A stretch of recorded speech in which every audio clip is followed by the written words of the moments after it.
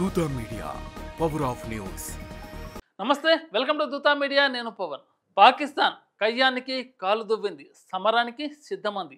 మన సైనిక స్థావరాలు, పౌర అవసరాలపై దాయాది గురిపెట్టింది. గురువారం అర్ధరాత్రి దాటిన తర్వాత భారత్లోని సైనిక స్థావరాలపై క్షిపణులు, డ్రోన్లతోటి దాడి విఫలయత్నం చేసింది. ఆ దాడులను మన సుదర్శన చక్రం S-400 ఎయిర్ డిఫెన్స్ సిస్టమ్ తుత్తినికలు చేసింది. పాక్ దాడులను భారత్ సమర్థవంతంగా అడ్డుకుంది. పాకిస్తాన్ నడిబొడ్డుపై దాడులు చేసింది. రాజధాని ఇస్లామాబాద్పై దాడి చేసింది. అయితే ఇండియన్ ఆర్మీ దెబ్బతో పాక్ ప్రధాని బంకర్లో దాక్కోవాల్సిన పరిస్థితి వచ్చింది. భారత నేవీ దాటికి కరాచీ పోర్టు పూర్తిగా ధ్వంసమైంది. భారత్ వరుస దాడులతో పాక్ కాళరాత్రి మిగిలింది. పాక్ డ్రోన్లు చిత్తు. జమ్మూ నగరంపై పాకిస్తాన్ ప్రయోగించిన డ్రోన్లు ఉగ్రమూకలను పెంచి పోషిస్తున్న పాకిస్తాన్ దుస్సాహసనానికి ఒడిగట్టింది. రెచ్చగొట్టే ధోరణి మళ్ళీ ప్రదర్శించింది.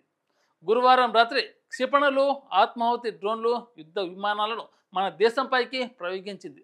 కానీ సరిహద్దు రాష్ట్రాలైన జమ్మూ కాశ్మీర్, రాజస్థాన్, పంజాబ్లపైకి వాటిని వదిలింది. జమ్మూ విమానాశ్రయంతో పాటు సరిహద్దులోనూ పలు సైనిక కేంద్రాలను లక్ష్యంగా తీసుకుంది. 35 నిమిషాల పాటు సాగిన ఈ ప్రయత్నాలలో భారత్ సమర్థవంతంగా తిప్పికొట్టింది. 8 డ్రోన్లు, 3 ఫైటర్ జెట్లను కూల్చివేసింది. పాక్ పైలట్ను భారత సైన్యం బందీగా పట్టుకుంది. పాకిస్తాన్కు చావు దెబ్బ. లాహోర్ సహా పాకిస్తాన్కు చెందిన 9 ఎయిర్ డిఫెన్స్ వ్యవస్థలపై భారత్ భీకర దాడులు చేసింది. పాకిస్తాన్ కురిపించిన డ్రోన్లు, రాకెట్ల వర్షాన్ని భారత్ గాల్లోని అడ్డుకొని ధ్వంసం చేసింది. సరిహద్దు గ్రామాల్లో ఇప్పుడు యుద్ధ వాతావరణం నెలకొంది. అటు క్వేటాను బలూచిస్తాన్ లిబరేషన్ ఆర్మీ స్వాధీనం చేసుకుంది. దాంతో అక్కడి నుంచి పాక్ ఆర్మీ పలాయనం చిత్తగిస్తుంది. ఆ వెంటనే కరాచీ పోర్టుపై భారత నావికాదళం భీకర దాడి చేసింది. అరేబియా సముద్రంలో ఉన్న INS విక్రాంత్ గ్రూప్ నుంచి బ్రహ్మోస్ క్షిపణులు వర్షం కురిపించింది. ఇరు దేశాల మధ్య ఇక సమరం ఆరంభమైనట్టే.